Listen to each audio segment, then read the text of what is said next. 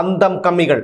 ഞാൻ അടിവരയിട്ട് പറയുന്നു, ഈ കൃമികീടങ്ങളെ ഈ സമൂഹത്തിൽ നിന്ന് വേരോടെ അറുത്തുമാറ്റിയില്ലെങ്കിൽ ഈ നാട് ഗതി പിടിക്കില്ല, ഈ സമൂഹത്തിൽ സമാധാനമുണ്ടാകില്ല. ഈ തലമുറയും വരും തലമുറയും തുലഞ്ഞു പോകും. അത്രയ്ക്ക് അമർഷവും അറപ്പും വെറുപ്പും ഉള്ളത് കൊണ്ടാണ് ഇത്രയും രൂക്ഷമായ ഭാഷ കൊണ്ട് സമൂഹത്തിനെ കാർന്നു തിന്നുന്ന അപകടകാരികളായ ഈ CPM-കാരെ വിശേഷിപ്പിക്കുന്നത്. ഇക്കഴിഞ്ഞ ലോക്സഭാ തെരഞ്ഞെടുപ്പിൽ കിട്ടിയത് ആനമൊട്ട. 20-ൽ 18 എണ്ണവും UDF തൂത്തുവാരി, ഒരെണ്ണം BJPയും. ഉടനെ വന്നു ഉളുപ്പില്ലാത്ത ന്യായീകരണം. തെറ്റുതിരുത്തി പാർട്ടി മുന്നോട്ട് പോകും. ഈ മരക്കഴുതകൾക്ക് ഇത്തിരിയെങ്കിലും നാണമുണ്ടായിരുന്നെങ്കിൽ പറഞ്ഞ വാക്കിന്റെ ഒരംശമെങ്കിലും പാലിക്കണമായിരുന്നു.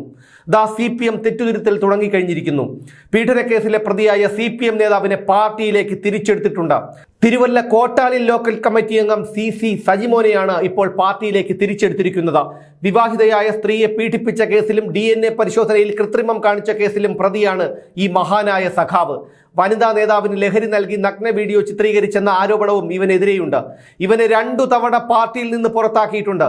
ഇതിപ്പോൾ 2ാം തവണയാണ് ഈ കാമപ്രാന്തനെ പാർട്ടിയിലേക്ക് തിരിച്ചെടുക്കുന്നത്. 2018-ലാണ് വിവാഹിതയായ സ്ത്രീയെ പീഡിപ്പിച്ച് ഗർഭിണിയാക്കിയ ശേഷം അത് കേസായപ്പോൾ ഇവൻ DNA പരിശോധനയിൽ കൃത്രിമം കാണിക്കാൻ ശ്രമിച്ചത്.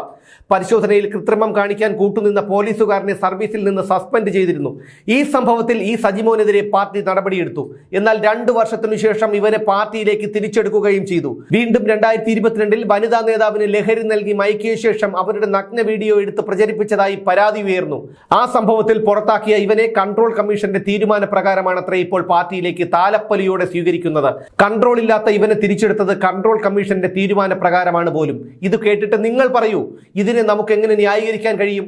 EMSM കൃഷ്ണപിള്ളയും AKGയും പിന്നെ ഒരടയാളവും അവശേഷിപ്പിക്കാതെ മൺമറഞ്ഞു പോയ ഒഞ്ചിയവും കണ്ണൂരും കരുവണ്ണൂരും അടക്കമുള്ള ഇടങ്ങളിലെ സഖാക്കളും അവരുടെ ജീവനും ജീവിതവും ബലി കൊടുത്തുണ്ടാക്കിയ പ്രസ്ഥാനമാണിത്, ഈ കമ്മ്യൂണിസ്റ്റ് പ്രസ്ഥാനം. ആ പ്രസ്ഥാനത്തിന്റെ തലപ്പത്തേക്ക് ഈ പിണറായിക്കാരൻ വിജയനെയും ഇളമരം കരീമിനെയും PK ശശിയെയും P ശശിയെയും ശിവൻകുട്ടിയെയും റഹീമിനെയും റിയാസിനെയും ഒക്കെ പോലെയുള്ളവർ എന്ന് വന്നോ അന്ന് തുടങ്ങി ഈ പ്രസ്ഥാനത്തിന്റെ നാശം. ഈ CPM നേതാക്കൾക്കിടയിൽ എത്ര പേരുണ്ട് മനുഷ്യത്വമുള്ള മുഖഭാവമുള്ളവർ? ഇത് കേൾക്കുന്ന നിങ്ങൾക്ക് ചിലപ്പോൾ ഒരു അസ്വസ്ഥത തോന്നിയേക്കാം. പക്ഷെ നിങ്ങൾ ചിന്തിക്കണം, ഞാൻ പറയുന്നതിൽ എന്തെങ്കിലും ഒരു തെറ്റുണ്ടോ എന്ന്. P Sasi, PK Sasi, Gopi Kottamurickal, Kadakampally Surendran, MA Baby, Sreeramakrishnan, ഇങ്ങനെ എത്രയോ സഖാക്കൾ പെൺവിഷയങ്ങളിൽ പെട്ടു. അവർക്കൊക്കെ ഉയർച്ചയല്ലാതെ എന്തെങ്കിലും താഴ്ചയുണ്ടായോ?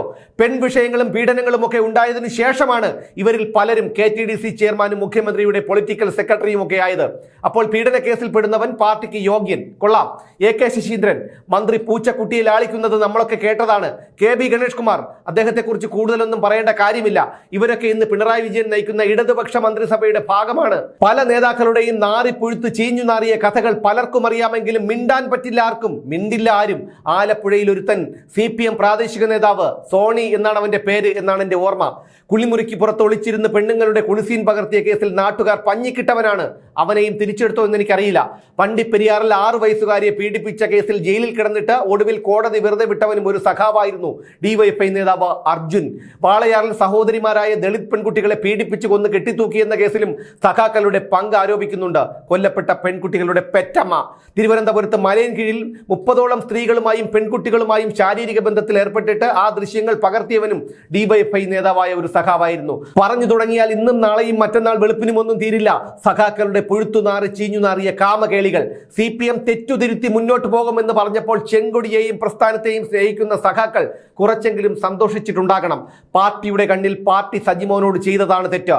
പീഡന കേസിൽപ്പെട്ടവനെ പാർട്ടിയിൽ നിന്ന് പുറത്താക്കി. ഇപ്പോഴാ തെറ്റ് പാർട്ടി തിരിച്ചറിഞ്ഞു കഴിഞ്ഞിരിക്കുന്നു. ആ തെറ്റ് പാർട്ടി തിരുത്തിയിരിക്കുന്നു. പീഡനവീരനെ പാർട്ടിയിൽ തിരിച്ചെടുത്തിരിക്കുന്നു. ഇപ്പോഴിതൊരു കൊള്ള സംഘമായി മാറിയിരിക്കുകയാണ് CPM. എന്ത് തെമ്മാടിത്തരവും തന്തയില്ലായ്മത്തരവും ചെയ്യുന്നവന്റെ അവസാന അഭയകേന്ദ്രമാണെന്ന് CPM. രാഷ്ട്രീയ പാർട്ടി എന്ന പേരിൽ രജിസ്റ്റർ ചെയ്തിരിക്കുന്നത് കൊണ്ട് മാത്രം മത്സരിക്കാനും ഭരിക്കാനും ഒക്കെ കഴിയുന്നു. അല്ലെങ്കിൽ അധോലോകമെന്നോ ഗുണ്ടാ സംഘമെന്നോ വിളിക്കുമായിരുന്നു ആളുകൾ. മടുത്തിരിക്കുന്നു ഇവന്മാരെ കൊണ്ട്. ഈ നാടിവന്മാർ നശിപ്പിക്കും.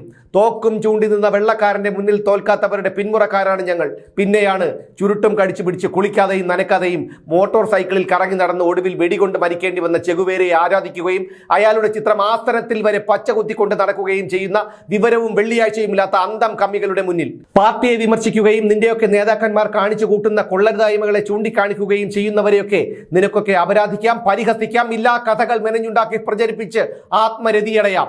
ഏറിയാൽ അങ്ങേയറ്റം ടി.പി. ചന്ദ്രശേഖരനും കൃപേഷും ശരത്ലാലും ഷുഹൈബും അടക്കമുള്ള 100 എണ്ണത്തിന് വെട്ടി അരിഞ്ഞതുപോലെ ചെയ്യുമായിരിക്കും. എന്നാലും കുഴപ്പമില്ല, നീയൊക്കെ ചെയ്തുകൊണ്ടിരിക്കുന്ന തെമ്മാടിത്തരങ്ങൾക്കെതിരെ ഇനിയും ശബ്ദമുയർത്തും, ശരീരത്തിൽ ജീവന്റെ തുടിപ്പുണ്ടായിരിക്കുന്നിടത്തോളം കാലം.